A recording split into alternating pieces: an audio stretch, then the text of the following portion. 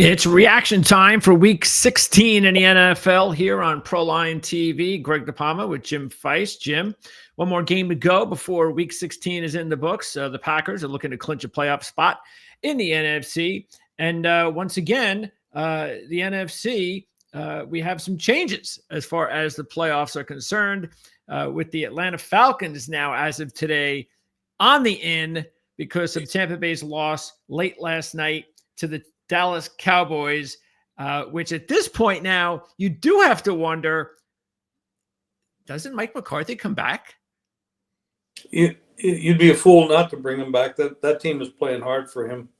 And if you look at it, they easily could have won 6 games in a row, except for that little faux pas at the end against Cincinnati. And this is without Prescott.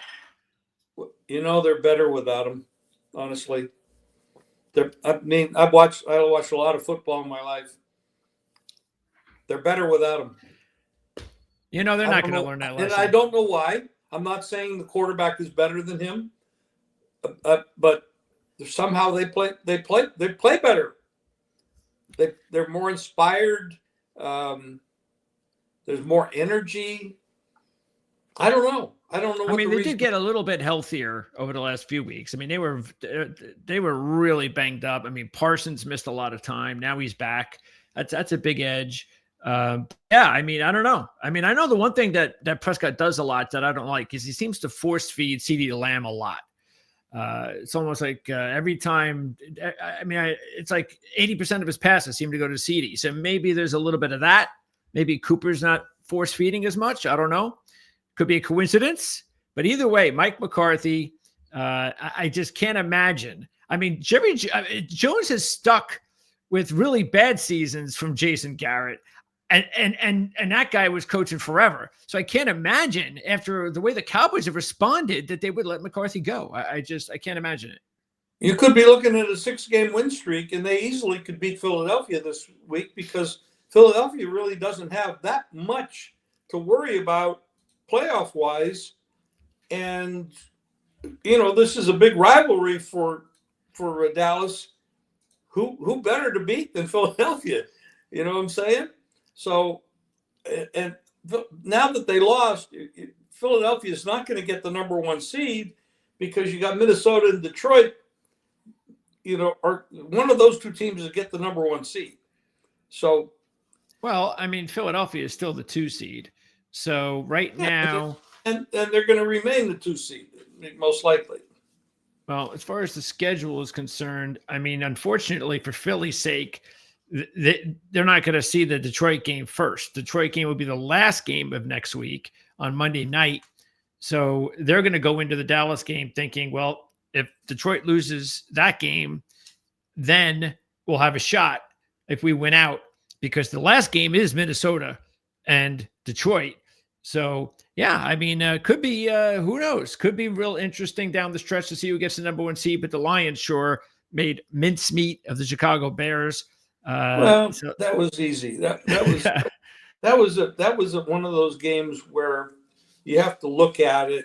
Yes, their defense is diminished because of injuries, but the Chicago team overall, every part of it is dysfunctional. Unless they take it was 20-0 before Chicago ever did anything. So it was only Detroit taking their foot off the gas that Chicago got back into it. And yeah, they had 6 yards per play and all that stuff and almost 400 yards of offense. But yeah, you're going to do that against a damaged defense and the offense. They just took the foot off the gas. Chicago's not that good. They're bad. But they're not as bad as the New York Giants. That's the worst team I've seen in 20 years. I've never seen a team worse than that. Here's the scenario for the Eagles in order for them to clinch the number 1 seed. Obviously, they have to win out. That's the easy part, playing the Cowboys and the Giants. But the hard part is the Detroit Lions would have to lose on Monday night to San Francisco. They could do that. And then also next week, Green Bay would have to beat Minnesota. That could happen. Possible. And in the final week of the season, Minnesota would have to beat Detroit. So if all that happens, all possible, but we have to factor in this. there's a possibility. I mean, we know that Hurts has a concussion. Sure. So he's in the concussion protocol. I'd sit him. But I'm not saying that they're going to just lose. I mean, Pickens sure looked good enough that they can beat the Cowboys with Pickens. Well, I mean, Barkley's their MVP. So it's not like if Pickens plays, they're like going, all right, well, we're just going to lose this game. I mean, it's still Cooper Rush, no matter how the way you want to look at it. It's Pickett against Cooper Rush. And if I'm the Eagles, I think I'm the better team. Let's face facts. Cooper Rush as a starter the last couple of years is 9-4. Come on. He's not getting a starting. He might actually be better than Prescott. No one's gonna be. I'd be pretty shocked if anybody asked the Cowboys for Cooper Rush to become their starting quarterback in 2025. But hey, I've seen crazier things. I mean, remember Matt Flynn? Remember he got that big deal from Seattle? It lasted like what, an off season, and then Russell Wilson got drafted and took over. So anything's possible. Maybe the Giants will go after Cooper Rush and have him start next year. Maybe they'll tank the season and say, all right, Cooper, it's yours. Let's see if you can, because I don't think the Cowboys can't. They got Prescott. They got them all signed up. So unless somebody wants to pick up a $60 million contract. Yeah. Well, I mean, Cole Haslam, he'll pay. He likes to pay people. There you go. I like that idea. So the Eagles do have a shot. Meanwhile, you were talking about the Giants, and this is why, and I've said this even last week, and I'm saying it again. I can't imagine the Giants bringing Brian Daboll back now. I'm sorry. I just can't. I mean, the entire team, it's one thing to take the quarterback out and to tank. The only thing the front office can do to tank is to take the quarterback out. But the rest of the team has got to play football, and they don't. They're bad. They're bad. Terrible. So I'm sorry, that's a reflection on the coach. So, unless there's something going on behind the scenes where they're all like plotting and isn't it funny the New York City teams, the Jets, the Giants, are such a mess?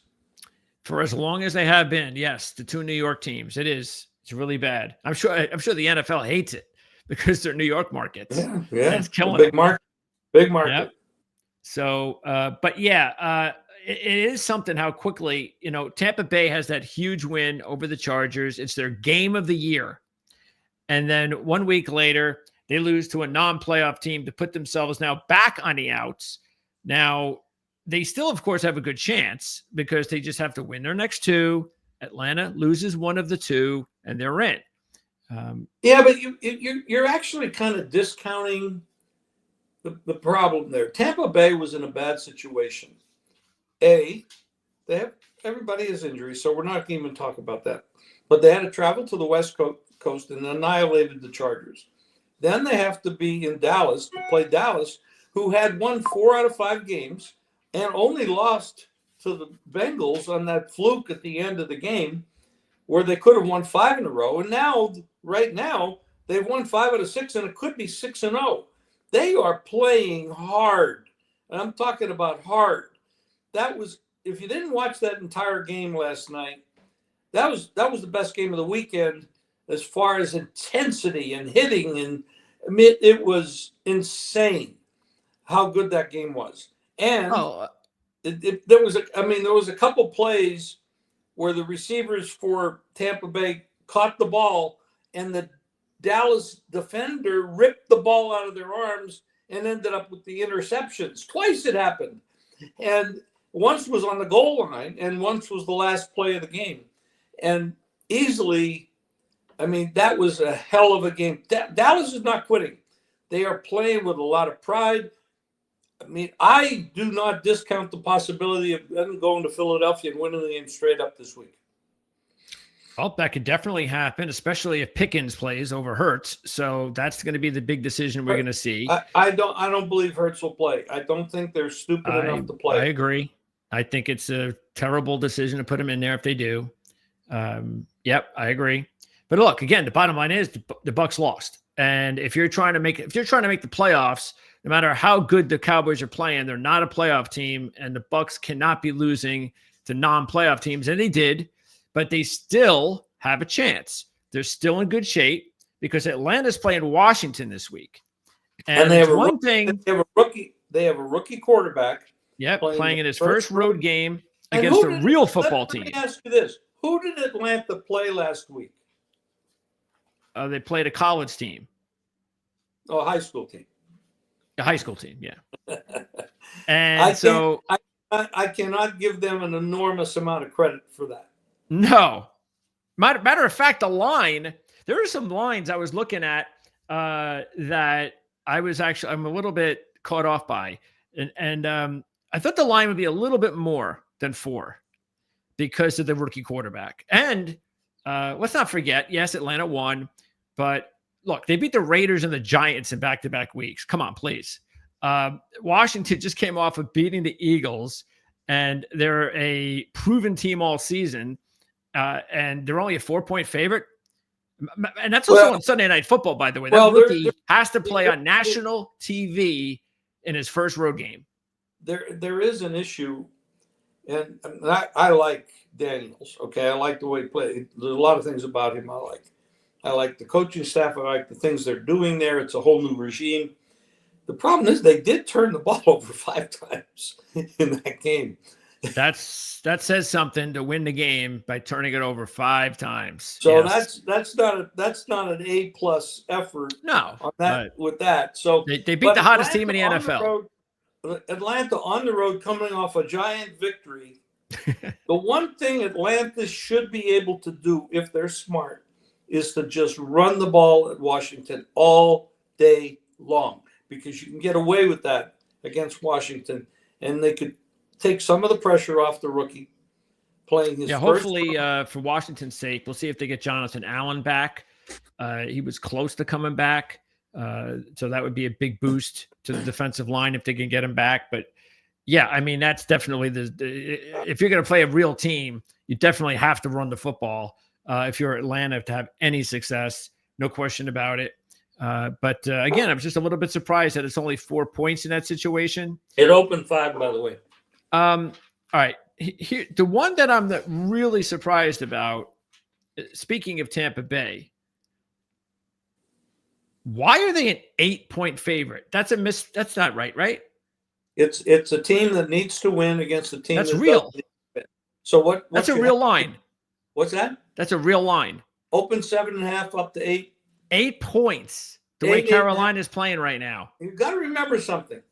When you have a team that needs to win against a team that's playing for nothing, you're always going to pay a tax. So you're paying a tax on Tampa Bay because they need to win. You're going to get a little bit more line there. So you're laying more than you would normally lay. So it might be 6.5 if it was a normal game. So, and the other side, you're looking at Carolina, you say, well, they don't need to play. Why should they care? The problem is Carolina's playing hard. Yes. And other than that one game where they were favored, yes, they're playing hard. Yes. So I'm sorry. I just think the line is a little big. I just do. And I'm the Tampa Bay. I mean, I'm like you with Baker and this Tampa Bay team, and I'm all for them, and I want them to win, and I want to see them in the postseason.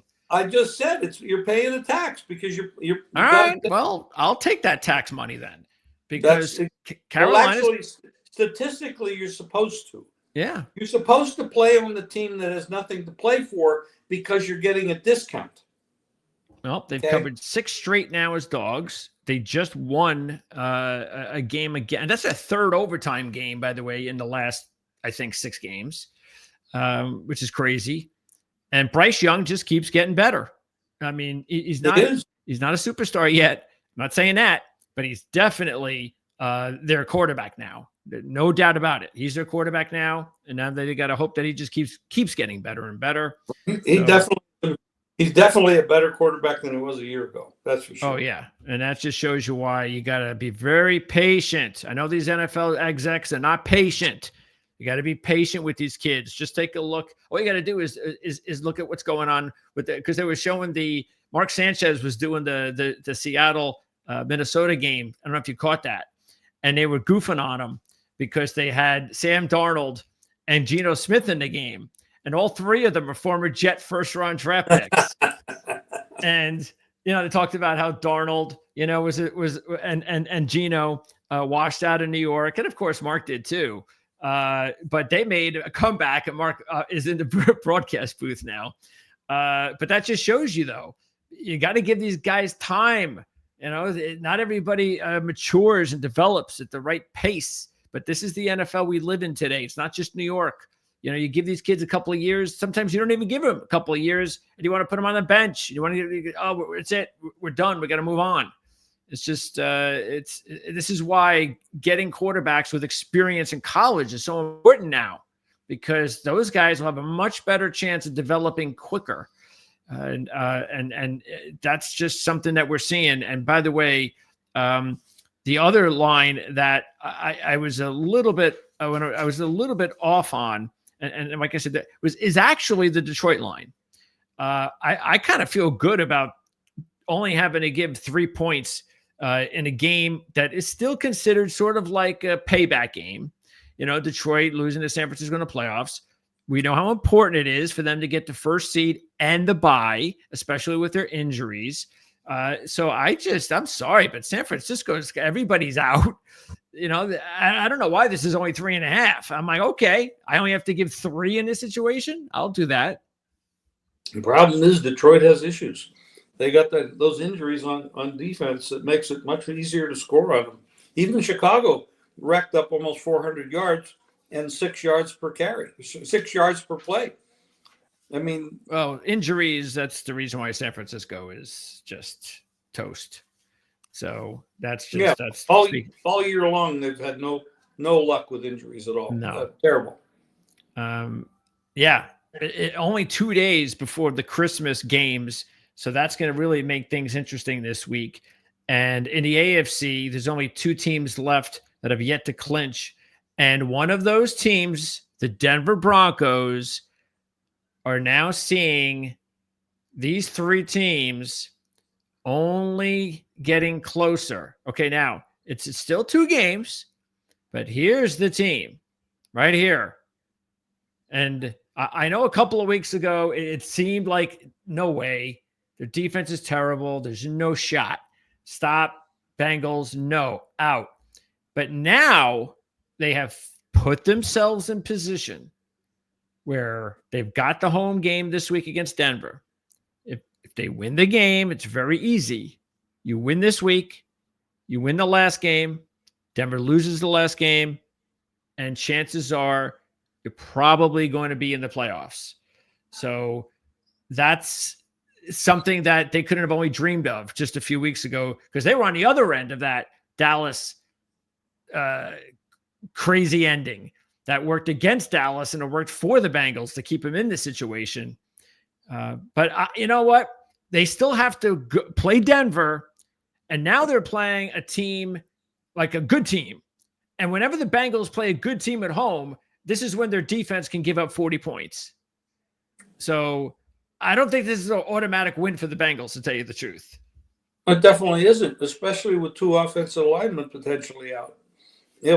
Burrow's been getting racked up all year long with a very questionable offensive line.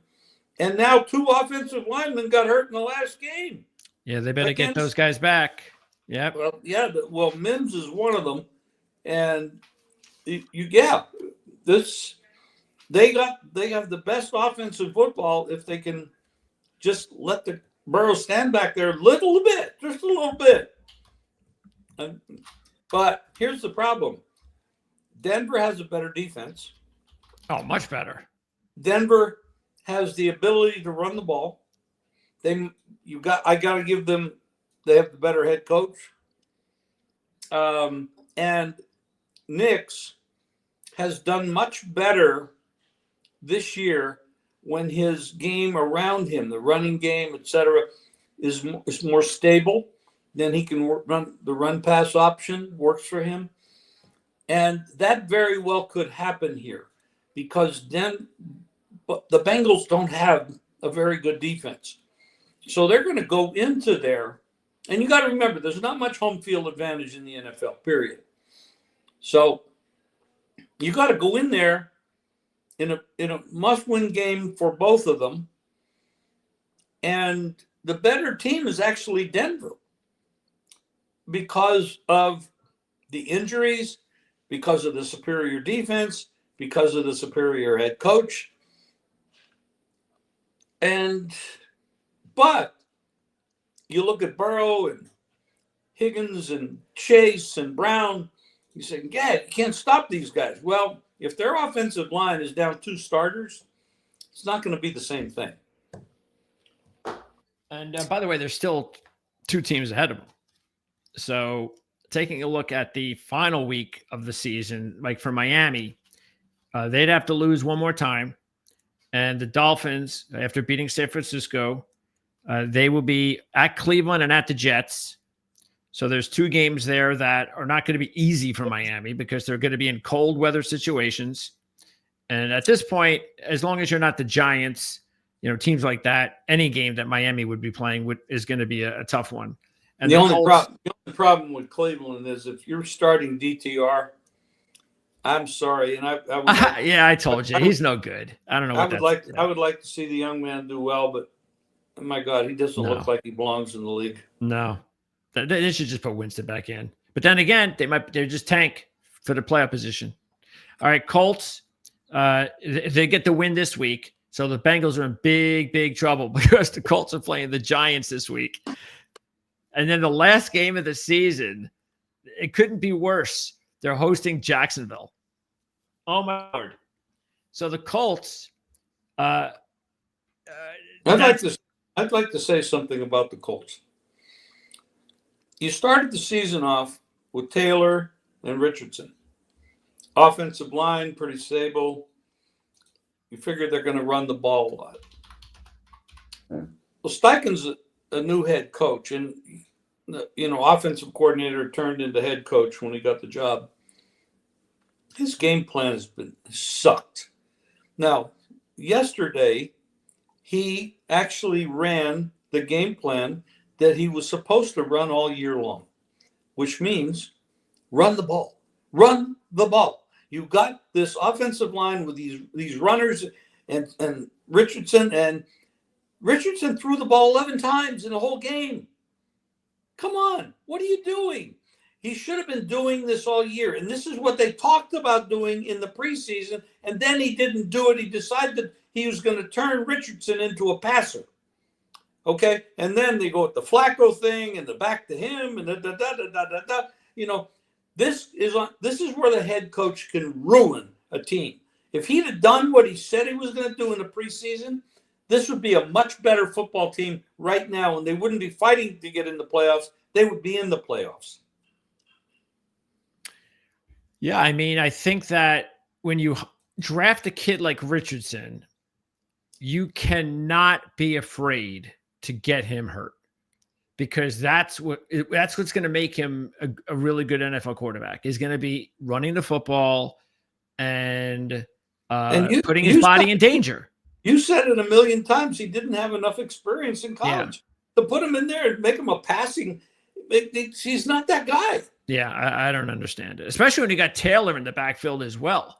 I mean, just make it that much more difficult. It was funny. Taylor held onto the ball crossing the goal line yesterday. He had 2 hands on it. He wasn't going to give it up.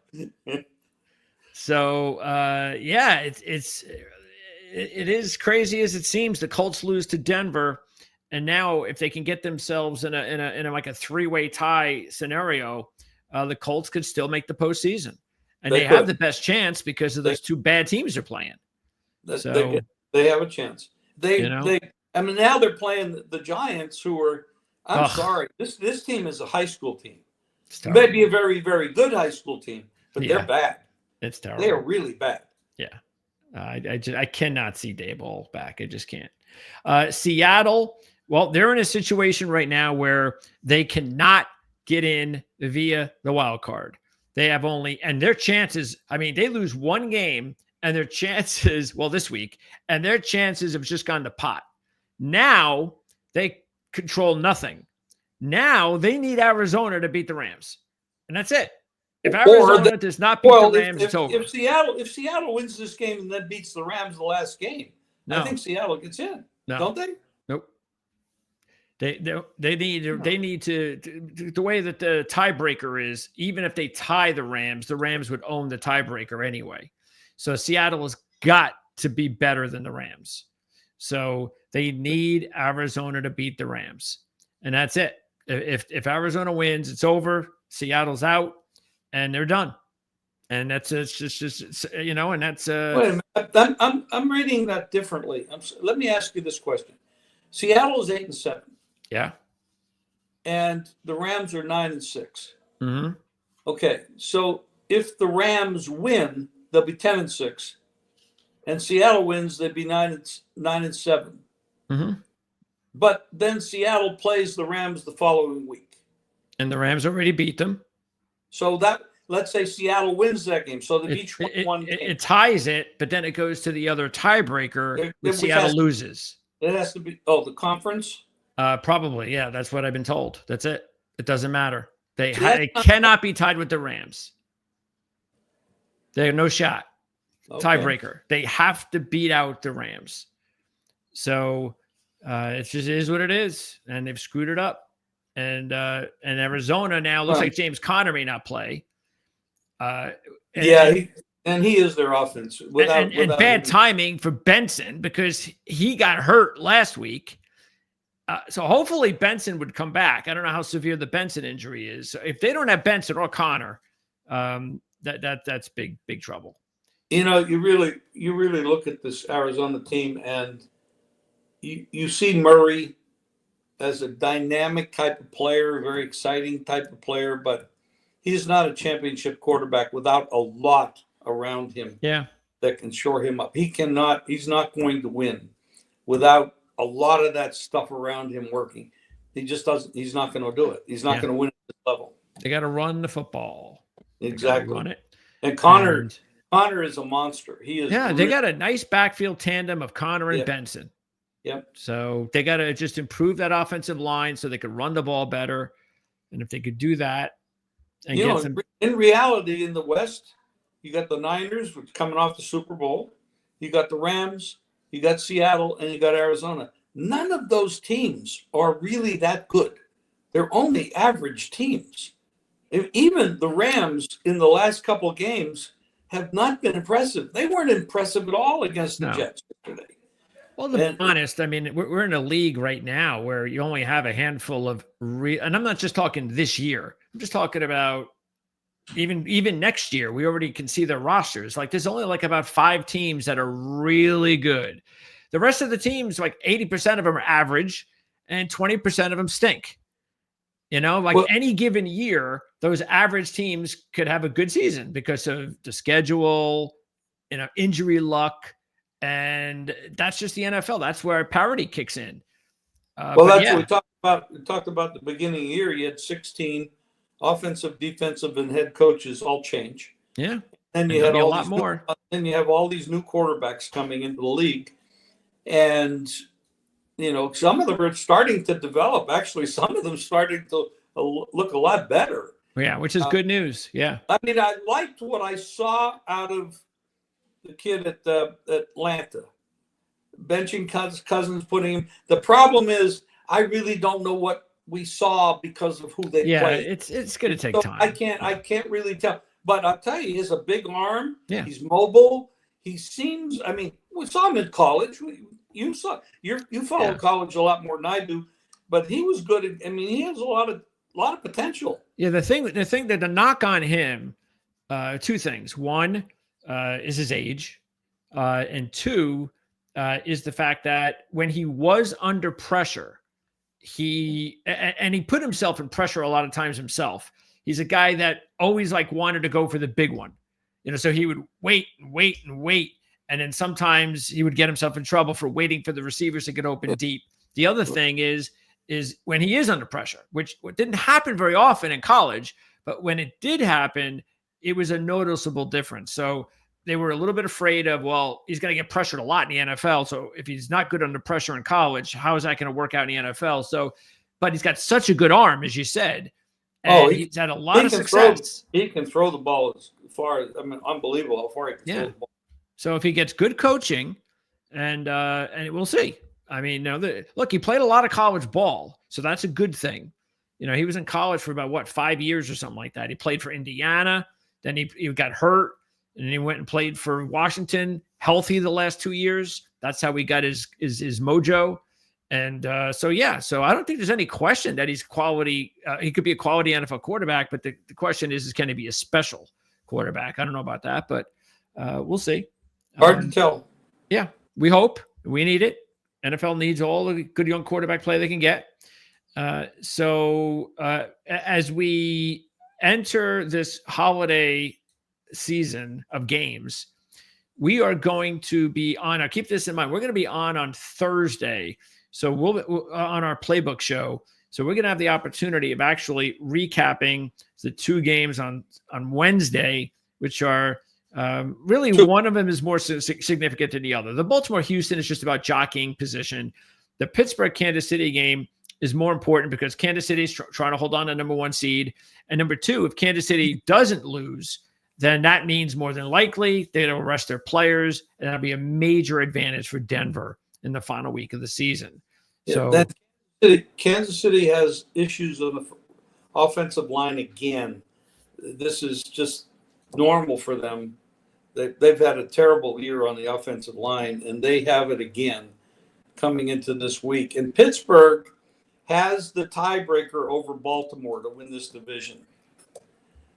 Even though they've each won once against each other, Pittsburgh has the conference tiebreaker in their favor. Yeah, and they got to get, and luckily it sounds like Pickens will be back. And yes. as we saw on the last 2 weeks, they're not going to beat quality football teams without him. They're just not. So no, and Russell Wilson really screwed up the other. I mean, he made a couple big mistakes, and even Tomlin came out and called it out. He said, "We lost this game because of Russell Wilson and the defense. They just didn't play." And Russell said, "I can't play like." He said himself. He said, "I can't play like that. It's unacceptable how I played." I mean, he's at the end of his career. I mean, he's not the guy that he was 4 or 5 years ago in Seattle, going to Super Bowls. It's not the same guy. But, and they got to limit. I mean, we know who the better team is. The line, Kansas City opened 4.42. It's now 2.5. Yeah, that's kind of low. I'm a little surprised by that. With the juice minus 125. So it's like 2 3/4. It's almost a 3 again. And then you got the total up to 44, pretty much across the board, 43.5, 44. So, of course, it's too early in the week to predict weather, and you are talking about potentially. And Pittsburgh is right there in the weather belt, so you don't know what you're going to get there. Yeah, so and then again, that second game doesn't really matter much. So Thursday, we should talk a little bit about that because there's been some movement on that game. Baltimore opened 1.5. It's up to 5. And 1.5 to 5. Yeah, and it's up to. And I'm also looking at 5.5. The reason is Houston has real offensive problems, and losing Dell is not a good thing for this team. They're struggling anyway. Stroud has not had a great year. And Baltimore, of course, if Pittsburgh were to lose, Baltimore does want to win this division. So and Pittsburgh plays 3 hours earlier. Not that always changes anything. The players are going to go out there and play. But you're paying a price on Baltimore. And this is the tax you play on a team that needs to win because Houston really doesn't need to win. They've already won the division. And so Baltimore's in the playoffs, but they would love to win the division. And it's a possibility if Pittsburgh were to lose, they could win the division. Well, I mean, if Houston's only a game back, though, of Baltimore and Pittsburgh. So I'm sure there's still – look, you can't always go into the postseason thinking that – I'm sure most people believe, of course, that either the Chiefs or the Bills will be there in the championship game, meaning one of those 2 teams will get the home field. But you can't go into the postseason thinking that. So, hey, you know what? If Houston beats Baltimore, maybe if they happen to match up somehow in the playoffs, that would give them the home field edge. So, it does matter a little bit. That is true. But it does, like you said, it does matter a little bit more for the Ravens. But 5.5, man, that's big. 2-1 on the money line for Houston at home. This is the tax we talked about earlier. You're paying a tax on a team because Baltimore needs the game more than Houston. And don't you think the line, the Chicago-Seattle line, is a little low? Seattle's only a 3.5-point favorite on Thursday at the crappy Bears. Well, what would they be if they didn't need the game? That would, Seattle's not that good either. I mean, what? The one thing about Seattle, I mean, Christ, they play at home and they can't win. That was a good game though. I mean, that was back and forth. They had the lead with 4 minutes left. Minnesota's a quality team. Yeah, it's tough to beat Minnesota. Not too many people have done that. So Seattle's much better than Chicago. And the Bears, let's face it, they played the Lions. Lions were up 20-0. The Bears didn't wake up until they were down like almost 3 scores. And the Lions backed off. And, of course, they do have the injuries on defense. So the Bears put up a lot of yardage, almost 400 yards, 6 yards per play, et cetera, et cetera, et cetera. And people talk about that. But the garbage is the Lions backed off. They did. Yeah. They backed off. Yeah, I don't know. That's if some people want to think that says something about the Bears, so that's why you should pick them against Seattle, then you don't know what you're talking about. So if you pick the Bears, pick them for another reason. Don't pick them for that reason. Oh, they could beat Seattle because Seattle is error prone. Even the last play, for God's sake, when all they needed to go down is kick a field goal, DK Metcalf runs the route too deep, and he goes, instead of going under the safety, he goes over the safety, and the ball's picked off. That's not on Geno. Geno, that's an interception on the receiver, not on the quarterback. He ran the wrong route. Yeah, they've got even though they came off a 4-game winning streak recently, Seattle, especially at home, I've just seen this way too much with Seattle the last couple of years. They get, I don't know if it's pressure or what is it, but they make a lot of dumb mistakes at home. They just do some stupid things. There was a time that Seattle had the best home field advantage. Now, for the last 2 or 3 years, it's been garbage. Yep. Minnesota right now is an early favorite against the Packers. So I don't think the game tonight should make much difference as long as everybody stays healthy. Well, it's freezing. You got an indoor team with a backup quarterback, a backup head coach, playing outdoors in freezing temperatures. I don't really see the Saints doing much. No, I mean, it just all depends on whether or not you think they'll win by more than 14, whatever the spread is. And keep in mind, if Minnesota beats Green Bay, it's a season sweep. But maybe because of that, see, I'm a little bit right now. Initially, when I look at the line, I'm like, I don't think Minnesota's getting any respect here. They're at home. You're only giving them as a 1-point favorite. They already beat the Packers in Green Bay.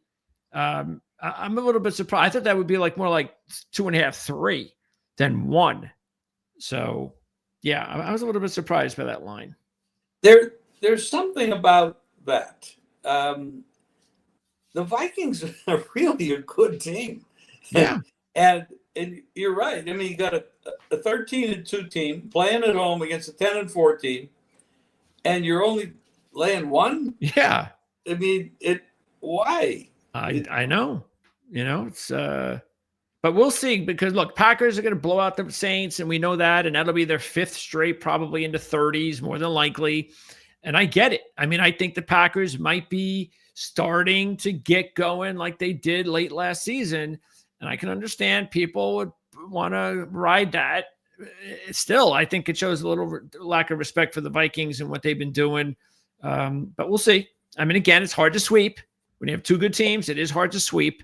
So, but we'll see if Green Bay can stay healthy tonight. And that could be right there, those 2 teams, because the more the Vikings keep playing and winning games like this, the more you have to respect them, the more you have to, because the more confident they get. And that is so important at this time of year when you go into the postseason. Health-wise, Minnesota should probably be the favorite to get the number 1 seed. Health wise, because of the injuries to the top two teams. Yeah, I mean, it could happen. Yeah, you look at it. I mean, why shouldn't Minnesota could easily get the same record as the Lions, and they're healthier than the Lions. Yeah, and being a dome team, not for Detroit's reasons, but Minnesota would not want to go to Philly in an NFC Championship game situation. Dome team playing in 20-degree temperatures. Philadelphia's got a lot to overcome. If Hurts is not playing, they have a lot to overcome. Well, I mean, they just got to rest Hurts and hope that he's okay.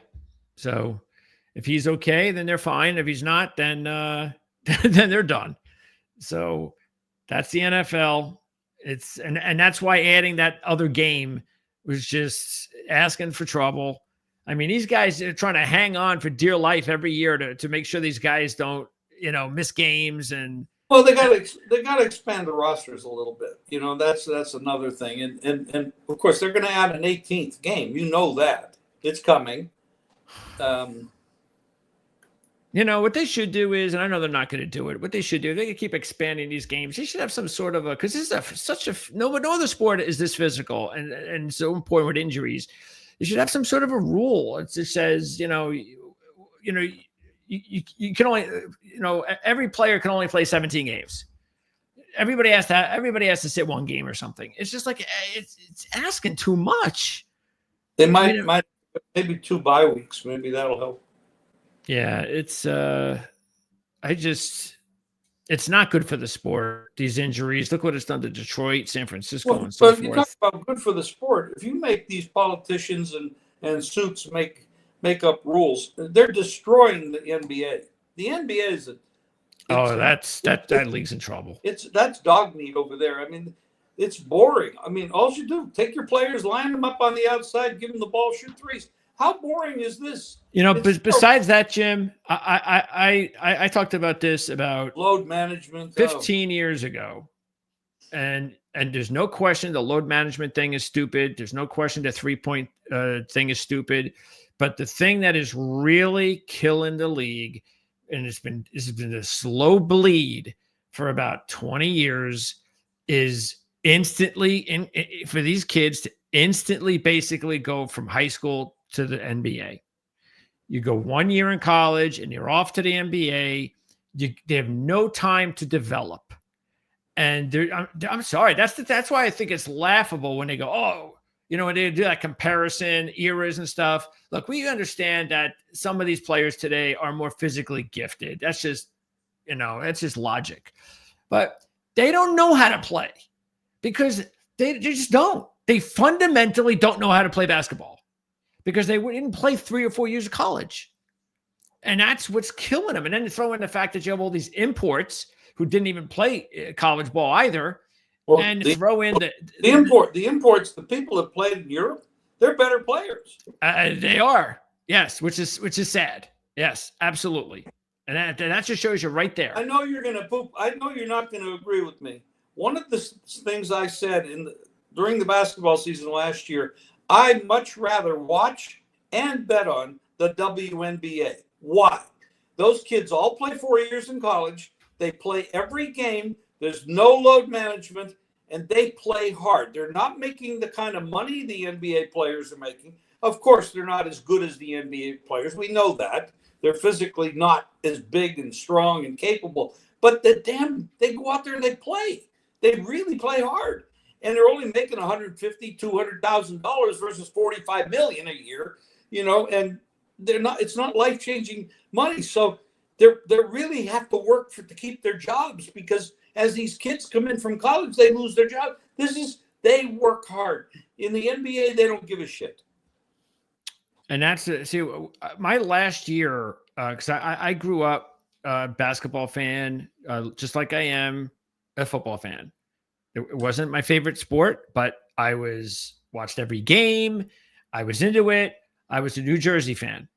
So, I was into everything about, Jason Kidd and going to the championship. I was all into that. I was just as intense about that as any other sport.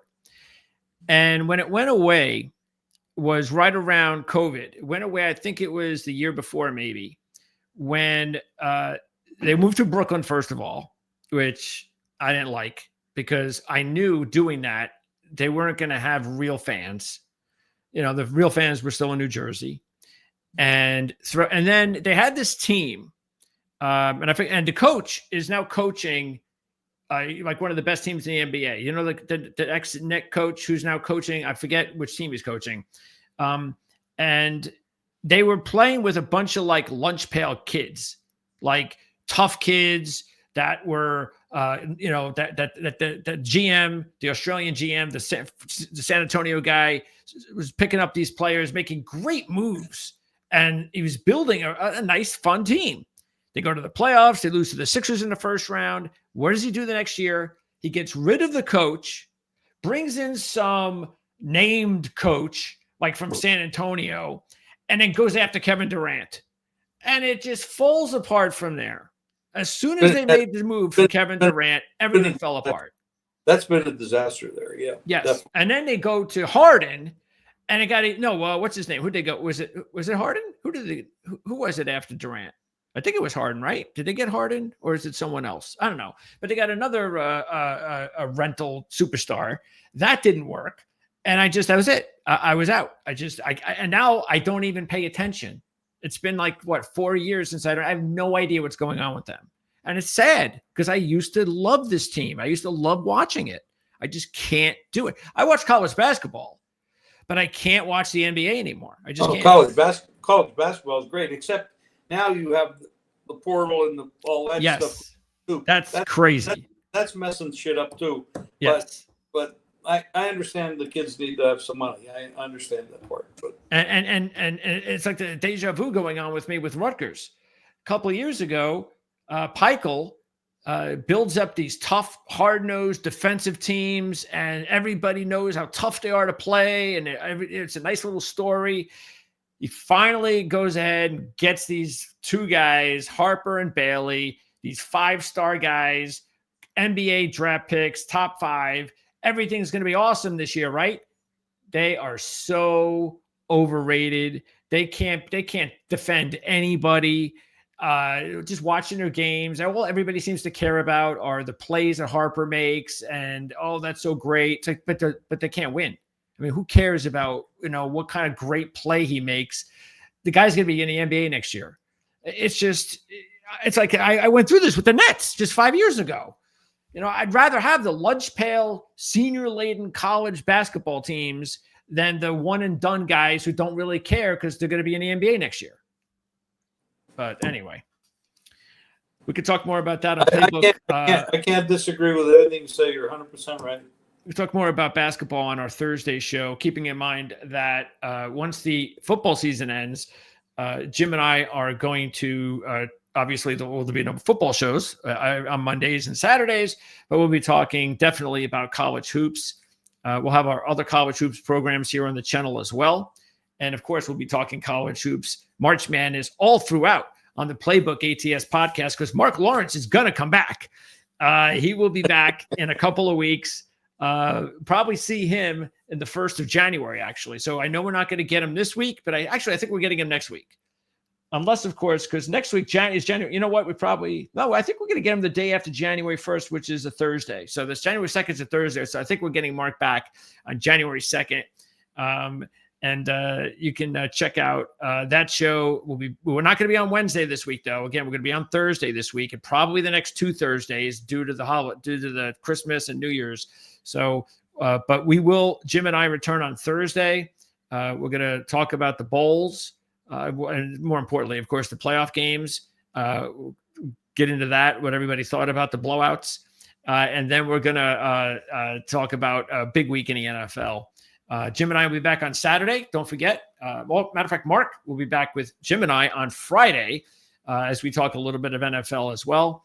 And then Jim and I will get you ready for the, I guess, a half a week, because by the time Jim and I talk on Saturday, there'll be a lot of games already. Actually, there'll only be, I think, are there Friday games or just Wednesday and Thursday?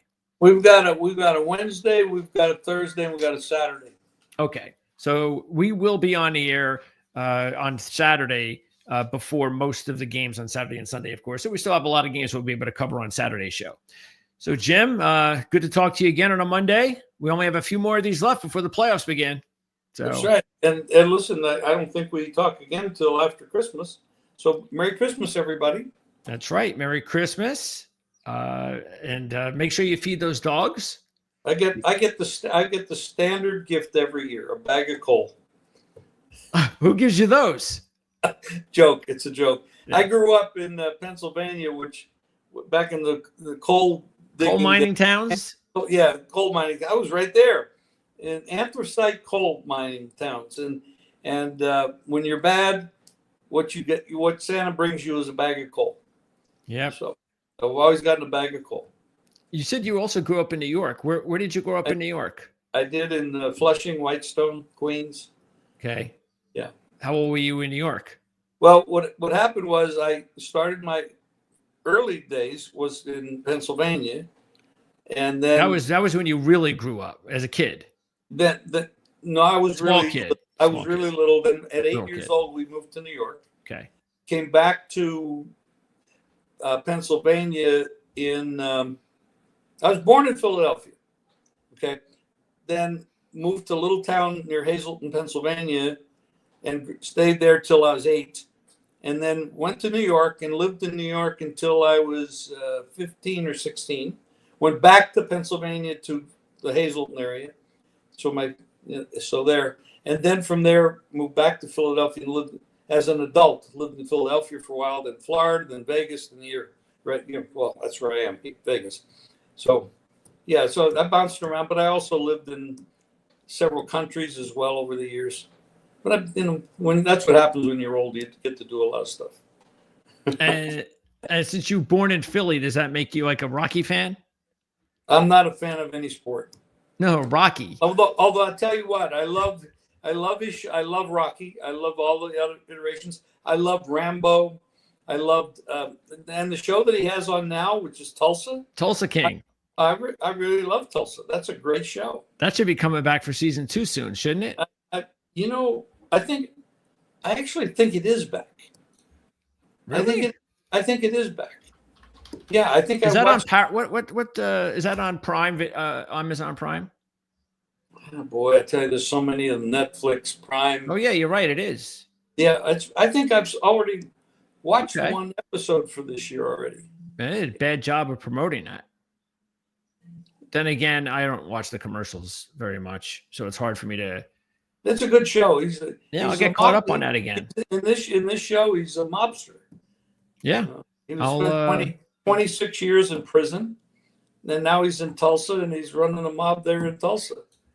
Yeah, I got to catch up on that. Now he's fighting with all the New York mobsters where he was originally from 26 years earlier, and they want a piece of what he's doing in Tulsa, and he doesn't want to give it up. And they're trying to kill each other, and it's good stuff. Well, I got to get caught up on it then. Now that I know that there's a whole season to watch, I like that. I like to binge anyway. I like to wait until. It's much. The other day I was talking to some people. I love these like Law and Order's SUV and the Law and Order the regular, but I also used to love, and I don't know what happened to NYPD Blue. And nobody. That was such a popular show. With Dennis Franz and all that. Yeah. That was on for a lot, but nobody airs that. And I don't understand it. It was so good. It was such a good Shouldn't it be streaming somewhere? I don't see it anywhere. Naturally, I could go to the store and buy it or rent it online, but you could. But it's not on TV. I don't know where the hell. Why doesn't anybody air that? Let's see. Yeah, I mean, it's. You would think it would be on. I love that show. I don't know. I mean, it says, yeah. I mean, it doesn't look like. I mean, obviously, like you said, you could pay for it, but I'd probably go to YouTube and watch it all day long. But something like that. Yeah, I'm not. I can't see anywhere where it's saying it's streaming for free. If anybody knows where it's streaming for free, let us know. Please put it in the comment section because there was another show that I really didn't watch that much, but it was called Hill Street Blues. Hill Street Blues, yes. And I haven't seen that either. Yeah. Hill Street Blues and NYPD. I think NYPD came up right after that, didn't it? I don't remember that show. I spent a lot of years in Europe and in the islands, and some of those years I missed shows. So yeah, Hill Street Blues was before that, and then came NYPD Blue. I'm pretty sure. Yeah, that was I think maybe even 10 years earlier. So yeah, Hill Street Blues was first, because I remember that was the show everybody was talking about.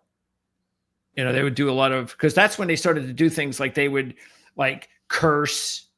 yes. You know, and no one cursed on network television. Yeah, things got a little bit more raunchy. Yeah, and that's when they also had, what's his name? Jimmy Smits was in that. He was on NYPD Blue. Yeah. Yes. He worked alongside of Dennis Franz. Yep. So that was, probably the fact that the only thing I could think of is there's got to be some sort of financial deal, which is why it's not streaming for free. So if anybody knows, let us know. Yeah. Otherwise, that's a good Christmas present. If anybody wants to give Jim a really good Christmas present, it's going to be belated, but there you go. NYPD Blue. We got the email. I'll tell you where you can send it. Send it to me, and I'll send it to Jim, because Jim doesn't want to give out his address. Well, I don't care if I give out mine. You'll never find me where I'm at anyway. I'm like hidden in the woods somewhere. So Jim's a lot easier to find in Vegas. So very definitely. Yeah, he's got to keep those scorpions away, though.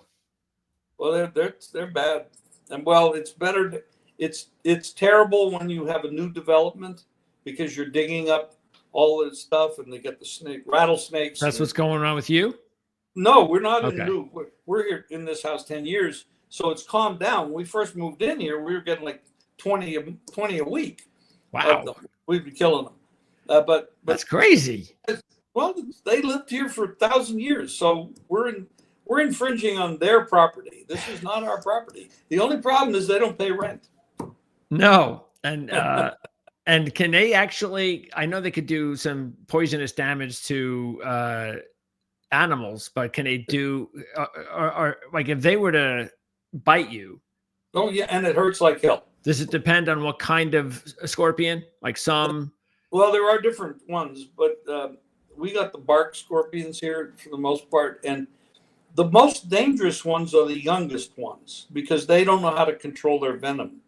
The older, more mature ones, which are bigger, they only disperse a little bit of venom. The young ones, they really hit you hard. So they are dangerous. And if you get somebody that has respiratory problems or heart issues and you get stung, they can actually kill you. They're dangerous. No. They're dangerous. Las Vegas, everybody. Well, and we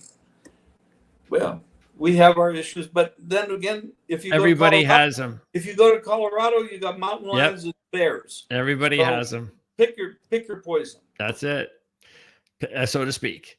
All right, so that's going to wrap it up. We will see everybody again right here next Monday, or you can check us out on Thursday. Don't forget Thursday, of course. We're not going to do the show on Wednesday for Playbook ATS podcast, and then of course we'll be back Friday and Saturday for more NFL coverage, a little bit of college football, and then that'll be it for the month of December. But everybody have a Merry Christmas, as Jim said, and Jim, you as well, since I won't probably be seeing you until Thursday myself. So Merry Christmas to you and your family. Merry Christmas to you and yours, Greg.